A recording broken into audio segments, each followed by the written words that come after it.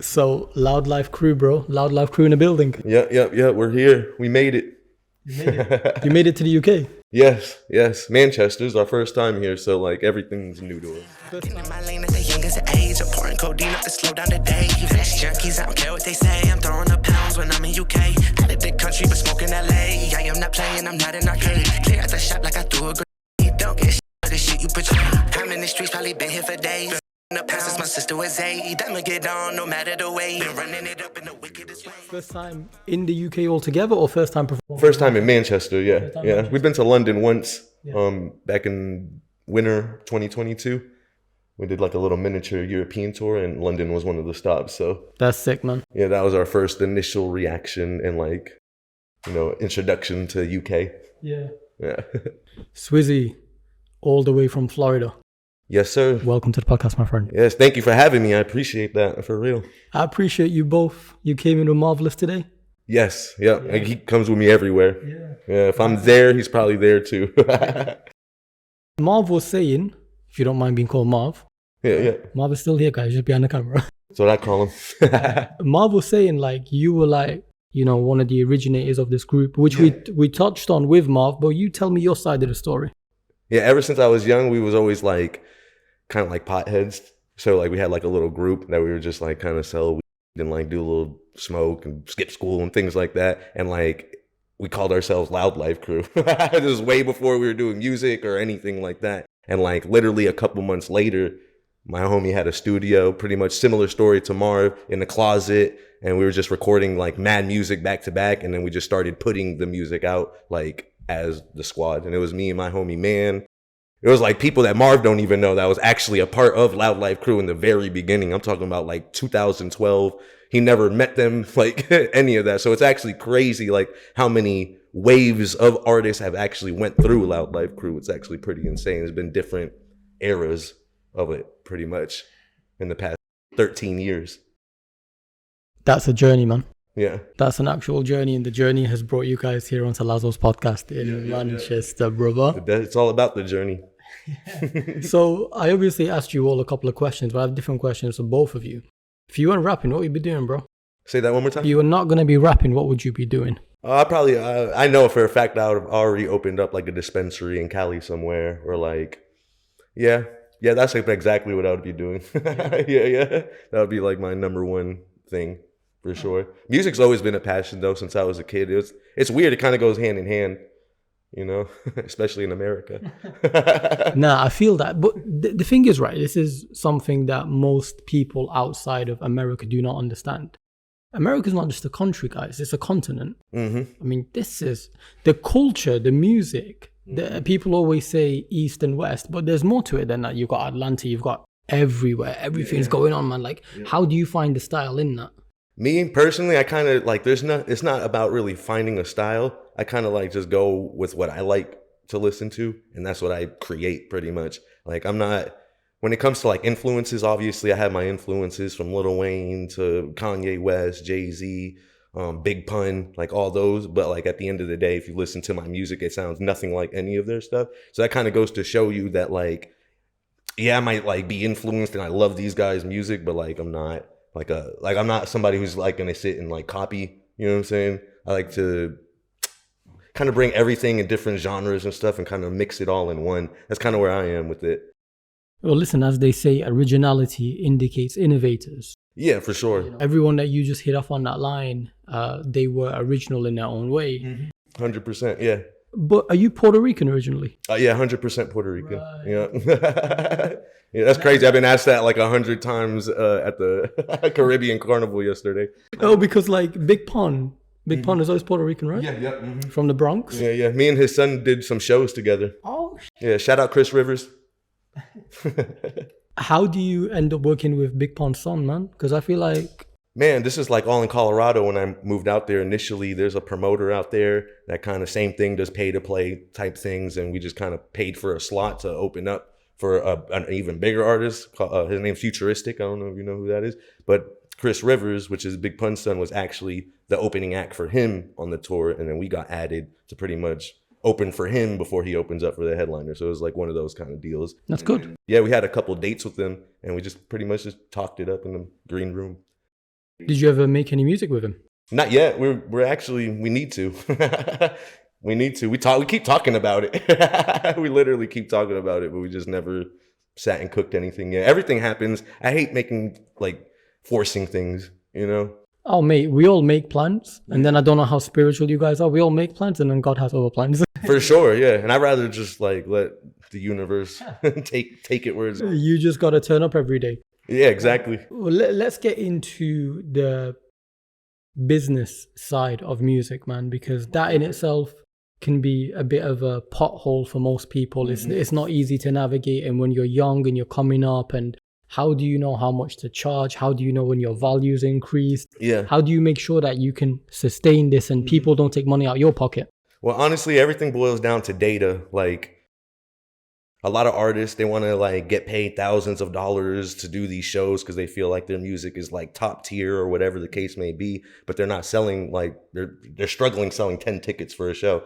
So realistically, when you break down the data, why would a promoter spend thousands of dollars on you when you can't even, bring a couple $100s worth of ticket sales? It's just an L for the promoter. And I think a lot of artists don't look at it that way because everybody just wants to get paid for doing what they want. You know what I'm saying? Everybody does. We all do. You know what I'm saying? But I think that's a key thing that's missing there. And I think I attached to that when I was very young. I already knew it was going to be a process. I never in my brain was oh, I'm going to freaking be famous in next year.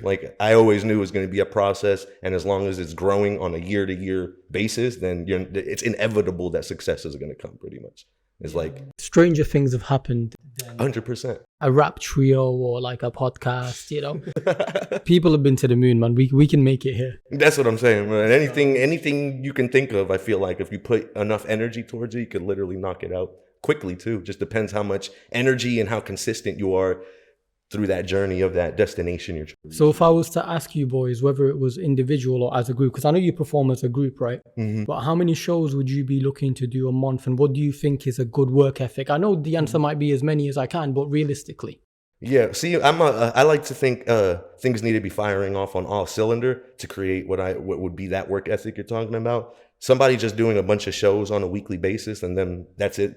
To me, that's not a strong work ethic. If he's dropping music videos, maybe doing 2-3 shows a week, out networking, club appearances, out everywhere. That's, to me, is somebody I can't tell you a number because I don't think you could do 100 shows in a month and that could be useless. You know what I'm saying? Especially if it's what you were saying, small bars with 5 people.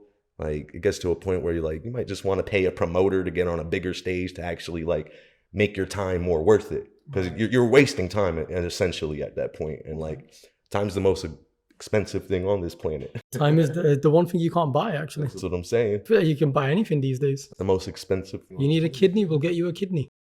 Bring in enough money, but time, no one can give you time. Exactly. Yo, a weird tangent. I might even edit this out. But I remember there was this conspiracy that rich people pay for young people to live longer. Mm-hmm. Yeah, we get into this all the time. We get into this. Wait, but boys, is that because you like to smoke up a bit and think about these things? Yeah, I don't know. You see some weird stuff and hear some weird stuff. You follow the Diddy case? You know what I'm saying? There's weird stuff that happens in this industry, just straight up. Adil, did we follow the Diddy case? Yeah. I did 3 videos on it. You see what I'm saying? Oh, yeah, I've actually watched it. So you know. I'll be real with you guys. Until we got the information on Capricorn Clark, I thought there's no way he's going to get hit with a RICO. Because up until then, it was just bad relationship. Yeah, no, it's just freakiness. Yeah, really kinks. But then let's just stay on this for a second. I think the person that let the trial down was her real name we'll not mention, but the pseudonym was Jane. Mm-hmm. I think she really messed it up, man, because she was she's still getting her rent paid by Diddy. Mm-hmm. So it's crazy, man. And the lawyer or solicitor, whatever you call it. So I think they could have done without Jane. I don't know, man. Diddy's always been a bit dodgy. That's my... For sure. Since the 90s. There's always been conspiracies about he had a hand in this, he had a hand in that. Yeah. Crazy. I feel like you want to say something about Diddy Big Mouth. Yes, agree. Yeah. Agree. Well, that's just one example of, I'm sure, millions of like, the behind the scenes weird. Oh, mate, the craziest story I heard, let's stay on it for a second, was because Capricorn Clark was the assistant, right? Mm-hmm. So, and everyone knows the jeweler Jacob through Kanye's music. We all know who Jacob is, right? Legendary. Diddy gets some jewelry rented from Jacob and he wears it at his white parties, right? The infamous white parties. Then he puts it in a bag and tells Capricorn Clark, transport it to my Miami home. She realizes the bag is missing. Yeah. So Diddy and the security guard, they take her to what is the old building of Bad Boy Records and they keep her there for 5 days on a lie detector test because he's adamant that the person who stole the jewelry was Capricorn Clark. Crazy. That's what I'm trying to say. Yeah, you got some more information than I know. Yeah, he went down the rabbit hole for sure. Bro, no, because we recorded some Diddy content for the podcast, right? Which we only put up on YouTube because it wasn't an official podcast episode. But when I'm going through day by day the trials of what's going on for Diddy, I'm like, I still be honest, he's not John Gotti, he's not getting hit with a RICO, as we know. But I was like, should have got at least 5 years for that. Like, come on. He got too much money to do any years. Time served. Well, what's Get that out of here on probation. Well, what's that Jay-Z lyric where it goes, money's important, but what's more important is lawyer fees. Yeah. You know what I'm saying? So Facts though. facts. You need that. So then legally, you're independent. 100%. Yeah, we have distribution through Empire, but they just release our music. There's no like actual contractual obligations with them at all. So we are 1,000% independent. Right. Yeah. And is that better for you right now? For right now, yeah, 100%. In my opinion, yeah. Like I said, there's a lot of data that involves going into the next step, and like there's just a few more milestones that we need to hit before it makes sense to even have one of those label meetings, Right. Or else they're just gonna screw us over, point blank. Period. It's refreshing to hear that because, like, a lot of music artists will get signed with a deal. They'll get a couple of million, and if you're lucky, a couple million, barely getting 100K nowadays. Yeah, and I used to remember, if you guys know Academics, yeah, when Academics used to be more culturally popular, I know he's fallen off a bit now, right? Yeah, facts, big time. I think the problem was when he started making his own music. I think that's when people went. But Academics, talking about young Ack. he used to go through the breakdowns, and he would say some of the problems is they give you this money up front, then they give you an advance, and then they don't give you a penny until you've brought the advance back in. Yeah. And then the crazy part is the way they have you recoup it. Like, you have to recoup it through music revenue. It's not like you can go in the streets and sell a bunch of kilos and then come back and just pay off your music debt. Like, that's not how it works. The money has to come through streaming, sales, touring, things like that, and that's all in the contract too. So like, you could think like, oh, I'm gonna get, so this big artist bought a feature for me and I just did this crazy like tour, but there's like people taking percentages at it. There's just so much going on that like a lot of people will just sit back and just like rather not even deal with it. Usually give up, honestly, when it comes to that like business side of stuff. Yeah, 50 Cent said the most ruthless negotiators, they always wore suits. And the real people that were doing you over weren't the people on the streets, but the people in the boardrooms. So that's a bit rough, I can imagine. But streaming has changed everything, right? Yeah. And about 10 years ago, when streaming was first coming through, when Jay-Z was trying to bring in Tidal, that's when we realized that era of struggle for music artists. Because what seemed like a safe record label deal 3 years ago, prior to signing it, is now longer not the one. Like, if you can only sell, this is good numbers by the way, but if you can only sell 20,000 hard copies, then you're realistically not getting your advance back. No, you're in debt, and you're probably gonna have to sign another contract to recoup, and that's where people get stuck in the cycle. Now, next thing you know, you're $500,000 in debt, and three labels, signed to 3 different labels and different. Yeah, it happens all the time. Some of your favorite rappers are probably in that situation. There was a moment before Kanye went on his rant where he couldn't drop music or he would lose money. That's how bad and how many different contracts he was on.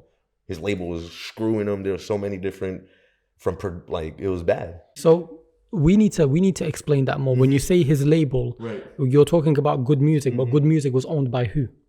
Who was the bigger? Is it Universal? Was it Universal? I'm pretty sure it's Universal. UMG. Warner Brothers. He's got so many different imprints attached to him. And that's what I was gonna say. So like it got to a point where there's so many percentages being taken from so many different people that he is now in the negative every time he drops it. And like he sat there and exposed it. I think on Twitter he uploaded like 500-page document of his actual contract and like for everybody in the world to read. Like it was crazy. Yeah, he couldn't get out of it. And the way he did that whole rant and like went crazy for a second, and like that's when everybody dropped him. Yeah, everybody dropped him. Yeah, because he signed with Balenciaga. Right. And he fell out with Balenciaga. Balenciaga comes out with a promotional campaign with like child's literally. So he like low key disassociated from Balenciaga. This is a couple years ago. It was like a whole thing. That was actually a power play. It was actually a power play. Let's be creative and spontaneous. Take my seat. Yeah. Yeah, you're good. So anyways, Lazo, the way his situation was set up, bro, he was you're talking about Kanye's rants and that you can see his playbook. You can see his playbook. First of all, his contract is locked airtight. There's no getting out of it. His billionaire status that he was granted before he got removed from billionaire status was all through his fashion line, Yeezy and Adidas. So he wasn't even granted billionaire status off his music, even though he's a renowned music artist. Well, yeah. You know what I'm trying to say? I don't think anybody that made $1 billion did it off of what they originally started. What his situation though is a power play. Like it's weird. It was because like a lot of people were like, even Kanye said when they took his contract and removed his billionaire status, what he was trying to say is it hurts man's whoever had to write the Forbes list still had to put 700 million for network. That still hurt. Oh, it's not $1 billion. You still got to put 700 million. And so, but what I'm trying to say is it was low key a power play. He went crazy and started speaking out and shining light on a bunch of what I'm trying to say is from the outside of looking in, it's like he's getting canceled. But little do you know, he's setting himself up to be able to disassociate from those people. Like I said, with the Balenciaga play, he was signed with Adidas and he had contracts with Balenciaga in the fashion. So when he went on his crazy rant and it was perfect timing because they ended up canceling him, throwing away the contract. And then not too long after that, they came out with a promotional campaign where it was a girl wearing Balenciaga all black. There was subliminal messages like they were trying to make him like the head marketing of that whole campaign too. The face of this child, like so, you know, they were gonna make him the face when they dropped that campaign. People were gonna say Kanye and associate all that weird shit with Kanye. So when he fell out, it was actually a real power play. When it comes to that, and he went on those rants to like make everybody cancel out his contracts, rip them up, like, all right, we're done with you pretty much. And then as you could see, he even said it too. He's like, haha, I'm free. Whenever that actually did happen, he was like, watch me run up $1 billion, except this time it's all mine. And now he's back at his billionaire status. He's at 2 Bs, but it's all his now. Yeah. So it's just like a super slap in the face because now he's got 2 Bs. Yeah. And now he can go still say, screw whoever. I ain't gonna say it on the podcast, but you can say the cancel level stuff. You know what I'm saying? And it's like, what are you gonna do? You aren't responsible for my 2B. I got power and influence. It's actually real sick, man. Well, I mean, yeah, they like tried to trap him, bro. Yeah, those contracts are like, that's what I'm saying. I'd rather be someone that's like just independent, struggling until we have like, if we do sign a deal like that, it has to be life-changing money at the end of the day. Or at least like the right opportunity. But can I just stand? Truth is, like, considering, like, I don't know how much you guys are aware because America's media landscape is different to the UK, but when you hear about what's going on in a lot of people aren't scared to use that word anymore, you know, like, and a lot of people themselves, they're really standing up for what's right. DJ Khaled's the one, she's silent when it comes to anything that has to do with his people. Yo, I'm glad an American said it. It's the truth. So it's a bit disappointing as well because that type of representation can be hard to come by, you know? Mm-hmm. Like there's Belly from Canada. I can't remember if he's Palestinian, but I know he's Arab. Majid Jordan, the duo from Canada again, they're both Arabic. But the problem is what was it? Kanye, he went on Drink Champs and he called it a slave ship. That's literally what he said. He talked about, because he was talking about Big Sean, and he goes, Big Sean was on my slave ship, and then I signed him to a bigger slave ship. Which can I just say was a bit disappointing as a Kanye fan, because if you know how bad the industry is, why are you putting Big Sean there? Yeah, well, he's putting it in perspective of this is how the business operates. This is the business we're in. Yeah, but he just has beef with Big Sean as well. Like, That's true. He does 100%. he also had this moment where he goes, the worst thing I ever did was shine Big Sean. And then Nori wasn't listening, so Nori was like, and then they were like, no, the worst. He was like, wait a minute, what? You said Big Sean's your worst, I ain't he? Yeah, man, we follow pop I love culture. Big Sean. Shout out Big Sean. Big Sean's a good artist, man. Big Sean's a really good artist. I think he just settled down with his wife, didn't he? Yeah, I think once you like get everything you want, like what else is there? Build a family, maybe, like marry some girl you like. Well, listen, the statistics, and like we're Muslim, right? So the statistics and the religious scriptures would say that more blessings come when you have children. Yeah, I'm telling you, man, I think Joe Rogan said this, and I keep name dropping people, but it's on my head, right? Joe Rogan said, it was like the key to having children, or why it makes you more productive, is because that child is going to cry and need sleep and need milk. So when you know you have 2 hours of that child being asleep, it's 2 hours. It's my life story right there. It's not 2, maybe 3 hours or 4 hours, because that kid's going to wake up. So you have to write your best jokes, record your podcast. So children make you productive, therefore more richer. That's true, man. A lot of people have like, how many kids does Boosie have? Then we got like 8. We got a lot, bro. Like 10 baby moms. 8 kids, 10 baby. Yeah, Young Thug. Yeah. Well, we'd prefer less baby mamas. I'm not gonna lie. I think that the kids, no Nick Cannon stands on here. Come on, man. You gotta think about the kids, man. They gotta grow up one day, and That's true, man. They gotta go 5 different moms just to see their dad. I just like, Nick Cannon, take care of your damn kids, man. what I found most interesting actually was the black community was also disappointed in Nick Cannon. They were like, "What's this guy playing at? Like, why do you have 7, 8 baby mamas?" Because the way he's putting it as well is like he's got a plan for it. He's got a pyramid for it. So it's not like he broke up with one and broke. It's like, if he could, he'd keep him in the same house. Probably, yeah. Yeah, so it's Who like, wouldn't do that?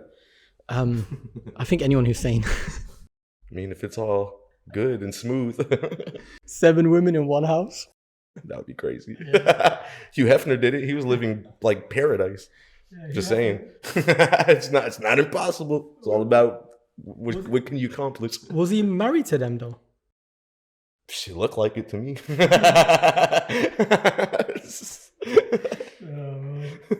I need a blueberry. Me too, bro. Do you have kids? Yeah. How many? 3 girls, a son, and I got another boy on the way in October. Yeah, mashallah, man. I'll be doing my thing. You need the energy, blueberries, bro. But see, I eat a lot of blueberries. When did you have your first kid, and how did it change your life? When I was 21, and it just made me like stop being more like selfish, low key. It like ripped my ego out of me, because before I was so like, I need to be main character, star player. Like this is the only. I think at that point it was more of like, I need to like figure out how to build something sustainable so I can like take care of like, one, do what I want to do and what I love with my life, while taking care of my family. So it like, I want to say it almost like matured me overnight in a sense. Like my whole thought process kind of changed with like how I wanted to like live the rest of my life, really. Because before it was really just being ratchet, partying, and being outside. First daughter came, and it was strictly music at that point. Like since then. It's a blessing, and I do think, I mean, I don't have kids yet, hopefully soon, maybe, but this might be episode, by the time it's out, this might be episode 44, episode 45. Let me manifest kids by episode 60. Nice. With a good woman. Yes, with a good woman, but also, I just remembered, it takes 9 months, so that's like another 9, 10 episodes. Yeah. 75. 75 episodes. Can I just say something, right? Yeah. So my wife and I are trying Yeah. We've actually been trying. Yeah. Dude, it's crazy because I wasn't trying. Crazy. I don't know. I think my DNA and like just the Latin heritage is very fertile. I don't know. They were the only brown family that actually doesn't have kids out there 3 years to marriage. Yeah, because like generally speaking, I don't know how many Pakistani people you guys meet in America. A lot. You'd be surprised. Yeah, you'd be surprised. They have a lot of kids. Yeah, Adil's right. They have a lot of kids. Sure. And you know it's cool? Like all their kids like operate within their same businesses, and like I love how the family works. Like that's how they get successful. Yeah. I got a friend of mine, personal friend who I work with and do architecture work with. He's an architect. They've got an accountant. They've got a solicitor, all under one roof. Dope. That's what I'm trying to say. It's like they operate. Next thing you know, you have like 100K going into that house every couple months or whatever. Yeah, not just that. If you actually consider that, if they wanted to start a business, they've got all the main key legal components. They got the support, like all that. That they save money on. That on top of that, what do you call it? Mentors and also sincere advice. Mm-hmm. Because if you think about it, you got to pay someone professional to give you advice, but when it's your sibling, it's different. But I just got one tip for you, my bro. Yeah. You got 5 kids, right? Yeah. You need to build that army. In 20 years, I need to see that. I need to see like SwizZy B's army of accountants. Yeah. I'm trying to hit 10 for sure. Double digits for sure. That's literally my goal. That's cool, man. Yo, can we get back on the music? Yeah. Anyways, a new album coming out. No, I like the real conversations. Yeah, for real, bro, for real. So we asked Big Marv, and I know you both like Kanye. Yeah. But we'll ask you a bit quicker. Give me your top 5. Oh yeah, I'll say Wayne, Kanye, obviously, Biggie Smalls. Then I'll throw Drake in there. Yeah, I'll throw Drake in there. And then the 5th one's hard because I'm like tied in with like a couple artists. I think for the 5th one would be probably Big Pun, honestly. Big Pun. Yeah. Ask him how Big Pun's on. Ask that 5 Big Pun song. Why can we hear him? Like, can we mute him? You're muted. What is it? Dead in the middle of little Little riddle me this. That's funny you even know that. That music came out like reached over here. That's crazy. Oh, bro. Because this is like golden era hip hop, American hip hop. Bro, we could go bar for bar on American lyrics. You'd be surprised what I could come out with. So you like Skepta? I like Skepta, yeah. Yeah. Are you trying to get the beef going? Yeah. Who you think's better, Skepta or Joyner? Be honest. Respectfully. I didn't know who Joyner was. That's fine. We didn't know who Skepta was, respectfully. But who's better? I still haven't listened to Joyner's music. Okay, you're biased then. Skepta's brilliant though. Yeah, he's hard though, but there's levels to this. Well, let me tell you something though, because we were talking about this with sometimes the aggression that comes with the English music, with the UK scene. And that's because a lot of these guys, especially Skepta, they started battle rapping. Yeah. And so he'd be like, there's classic scenes of Skepta and Devilman going back and forth. And that aggressive nature flows into what becomes grime, what becomes, you know what I'm saying? I can also tell that like how they structure their music. That's where they come from, is battle rap culture. Yeah, but can I be real with you as well? Like, Giggs said this. He's a prominent figure in the UK. I like Giggs. Giggs went on a bit of a rant, like on TikTok Live and stuff, and he was like, "Man, this is not a good comparison. You have 2 different types of artists. I can agree with that. They're arguing about being better than each other, but they don't. But they don't play the same sport. You know what I'm saying? It's like Patrick Mahomes, you know, going to Messi and saying, "Well, I could do that better than you," and vice versa. It's like, it was never gonna end because at the end of the day, it's 2 countries backing their own. So like, there's never gonna be a deciding factor to that. But if you ask me, Joyner all the way. Yeah. You don't want to hear that? Hey, I've got to be a good host. No, you're a great host, man. Yeah. I'm a blueberry for that. Yeah, another one. Shout out Giggs though. I was gonna say this before I forgot. My favorite thing about that group of friends in music, so your Big Pons, your Fat Joes, and your DJ Khaled, is bro, they have that ritual where they hold the umbrella for each other. That's like the greatest thing I've ever seen in my life. That's like an initiation. It's like, bro, before you get big in my music video, you gotta hold my umbrella. And you see Joe doing it for Big Pon, and then you see DJ Khaled doing it for Fat Joe, and it's just like. I don't know where that started either. Like I know what you're talking about. Respectfully, it probably just started because Big Pon couldn't hold this. You know what I'm saying? So it's like he's like, Joe, hold it. I mean, I was a bit upset when Joe went missing for a decade. I'm not gonna lie. Fat Joe? Yeah. Are you talking about music wise? Because he was around. He was around. Music wise, man. I think like we were talking about earlier, a lot of people get everything they ever wanted, and then it becomes like a hobby once again instead of work. It's just kind of like the beginning. Everybody starts off doing what they love as a hobby, and then they want to take it professional. I think once you become very successful, it almost becomes a hobby again, because it's like you're already wealthy, you already have made your connections, you probably have a steady income coming in, things like that, financial stability, all that. So it's like, when you're at that point, why work so hard still, especially when you have kids that want to be in your presence, you know what I'm saying? Like, there's a lot of things to consider, like, once you're like super up there. That's why I can respect somebody like Drake. He don't have any kids, he's not married, so he can go and do what he's doing right now. Like, currently it makes sense for him to do that. Drake is a kid. I mean, you know what I mean, but like full time, full custody. I'm talking about. Is he a Kendrick fan? That sounds like. Yeah, big time. But I love Drake. He's in my top 5. Yeah, I was gonna say actually that's something else I realized. You had some more melodic figures in your top 5. Yeah. Do you like to sing more, or rap more? Or? I mean, I'm really good at rapping, but I like to sing when no one's looking. So. So when will you allow us to look for you to sing? My next project actually is dropping in 2 months. Like, the entire project is very like different types of melodies and very experimental than what I've ever dropped before, for sure. A lot of dance records. Where do you stand on that Young Thug style singing, that heavy auto-tune style? Like, to the point of how he does it? I love it. I love Young Thug. Yeah, he's like the creator of like a certain sound and wave.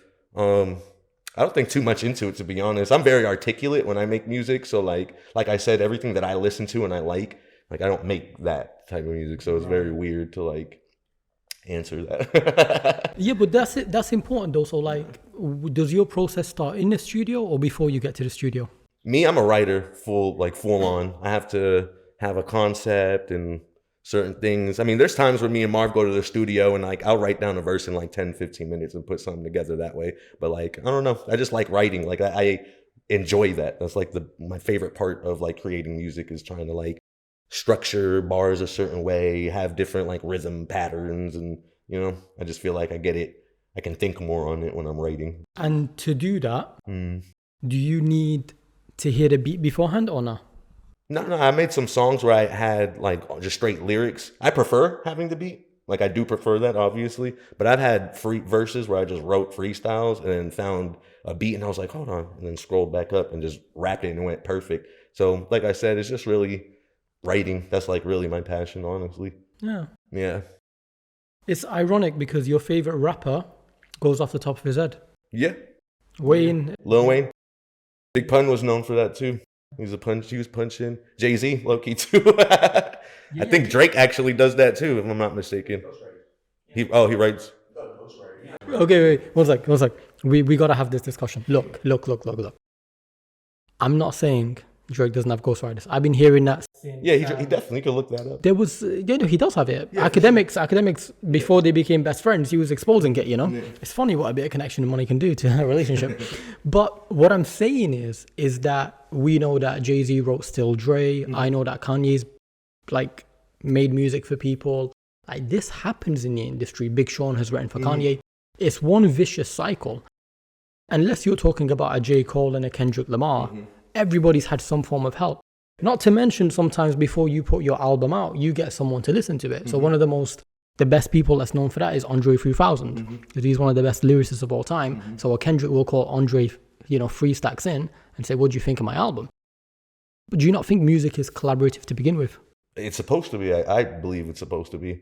I think that's where like the world gets united in that sense, because music is like a universal language. So when you start bringing people from all over the world together, like let's say I found somebody from Japan to do a track with me, that's like insane. That's like insane right now to do that, because everybody's so stuck in their own country or city, state, whatever. But yeah, I think music's definitely, it needs to be collaborative, honestly. Like that's the way it grows, develops, becomes something completely different in 10 years from now. Yeah. And evolve. Yeah, 100%. Yeah, and also, I agree with that. Yeah. Also, outside of rap, when you just look at music as a whole, our favorite pop stars don't write anything. Yeah, no. You know what I'm saying? Like the industry is just like, right. I think it's really just a rap hip hop thing where it's like frowned upon. Yeah. But it still happens. But it is frowned upon. I don't think any other genre even worries if they had, who wrote your song? Like, I don't think R&B artists care. You know what I'm saying? I don't think pop artists, I don't think, yeah, you know what I mean? Like dance hall artists, I highly doubt they care that anybody who he didn't write the song. You know It's a cultural thing. And I like that the music that I listen to is made by people who care about what they're doing. Because you got to grind, like sometimes in rap, sometimes listening to rap, you'd think your favorite rapper is constantly in the club. But when you actually listen to him speak and you hear how many features they do and how many times they're in the studio, what times they're at the studio, then you're like, wow, this is actually like a proper grind. And pop is different. You know, Rihanna's one of my favorite artists. And up until the Anti album, she didn't even have singing credits for all of the songs on her albums. Right. And I think it was Benny Blanco who came out and said, we wrote one of her most important songs, was it? Yeah. Benny Blanco wrote a couple of her biggest songs and produced them as well. Benny Blanco. Shout out Benny Blanco. I want to work with you, by the way. Benny's doing great. And outside of music, Selena Gomez, that's great as well. Yeah, bro. He's enormous, bro. Yeah, guys like Benny pull some strings, right? But how does that work? So I'm very curious right now. How do you get linked to a songwriter? How I would get linked to it is pulling up to the studio sessions, honestly. A lot of people don't want to pull up to a studio that they're not recording their own music at. And I think that's like the best time to network, especially, let's say, you know, an engineer, for example, like my dog, Steven Randall, for example. He's out in LA. He knows so many artists from like Lil Xan, Stephen Cannon, all these artists. So let's say I would link up with him and then he would tell me they're having a studio session and invite me. And then next thing you know, I'm in the room while they're creating. And then that's how you kind of get in those songwriting rooms. That's actually how you start getting credited on other bigger artist songs too. Put it in there, say a little bar, even a couple words, and they like it and they put it in the song and use it. Now you're getting royalties and credited for that too. So it's really just positioning yourself for success, really. So if you play the game the right way, yeah, you could passively make income off just turning up. Yeah, you just talk songwriting? Yeah. Yeah, 100%. There's more people. There's way more people that are way more richer that we don't know that are writing these hits than the actual artists that are singing them. That's the crazy part. I think even though he's kind of famous, Neo was one of them. 100%. You know who The Dream is? Yeah. He's another one. He was more rich off of his songwriting and ghostwriting than the artist he was literally writing. And it's also different because they're not tied to the same type of contracts. So you put out the hits. You're independent technically in a sense. Yeah. So you get your money. That's your money. Whereas if you've been paid by your label and this song is a hit. Right. I think Bruno Mars recently had that problem, right? I think he tweeted about it. And he gets like points. Yeah, he was like, sorry guys, you're gonna hear all sort of songs from me until I get out of this deal thing. And but even like, just to stay on Bruno for a second, like to master your craft, it takes long. I recently saw a video of Bruno Mars performing as a child.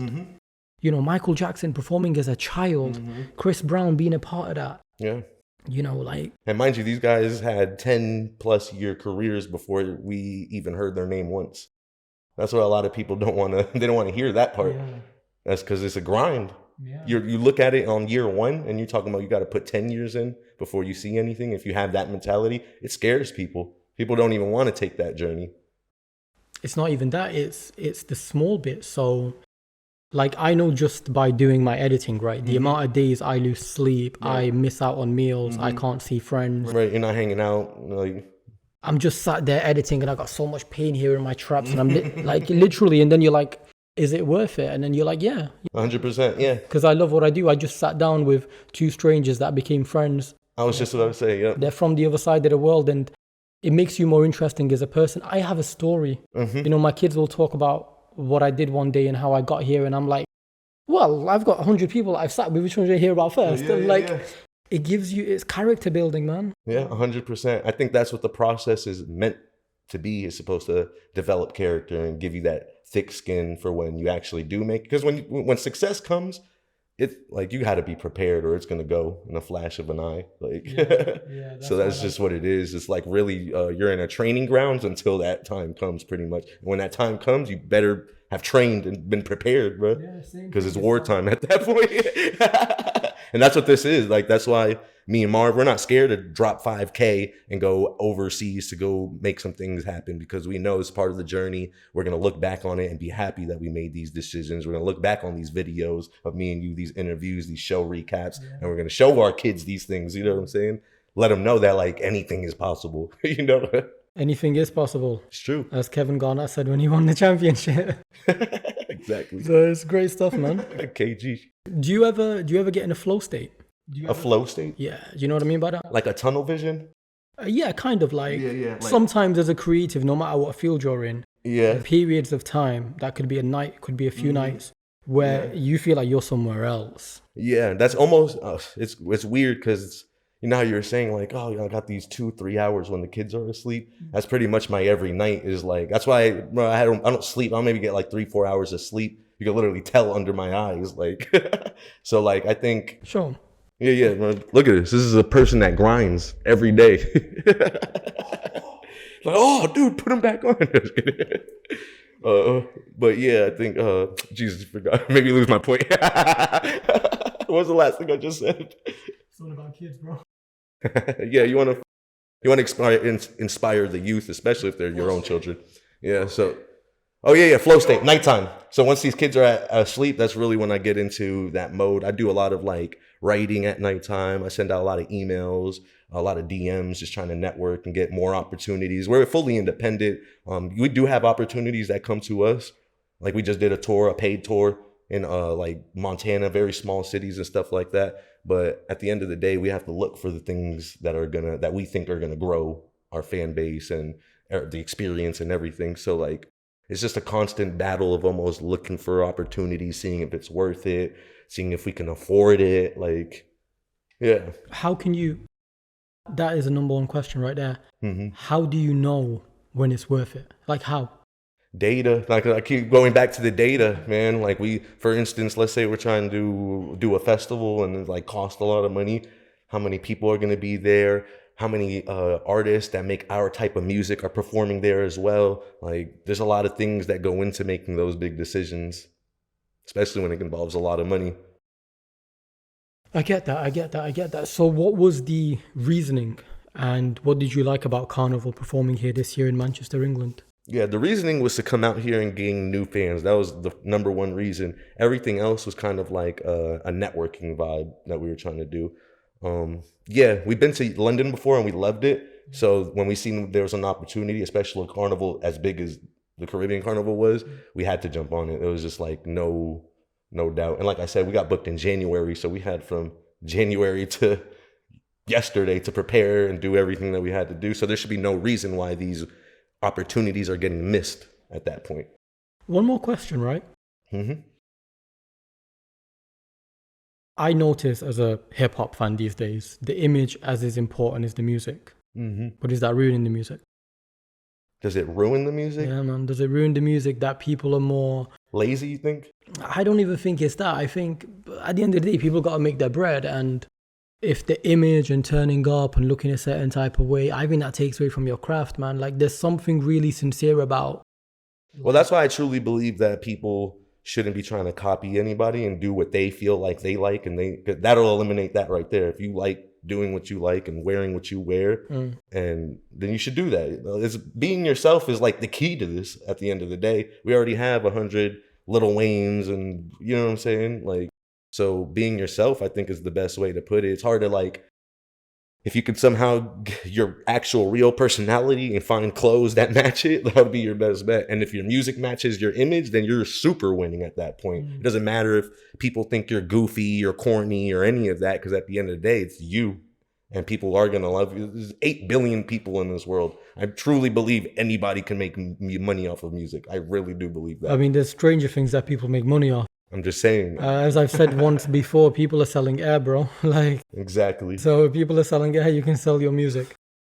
Do you got any final points? Because that's a nice little motivational ending. Yeah. No. Thank you for having me. Plug your stuff, man. Yeah. LoUdLifeCrew.com. Check out the website. We have free music on there. If you want to help us and support us and help us get paid, check us out on Apple Music, Spotify, Loud Life Crew on every social media platform. And check out Ecstasy. Just dropped with me and Marv. We got another music video coming out, Pounds in UK.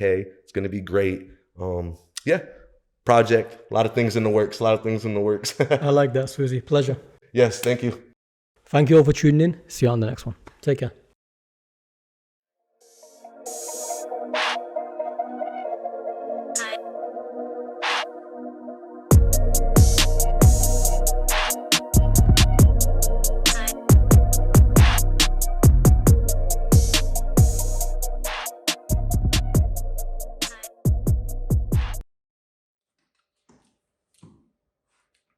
You forgot to press play. No. Man, oh, dude. We gotta run this from the top. That would even be funny, bro. That would be sick. You're about to get sick, bro. I didn't want to interrupt, but we gotta run this up again. I wasn't trying to tell you. No, that was a good interview.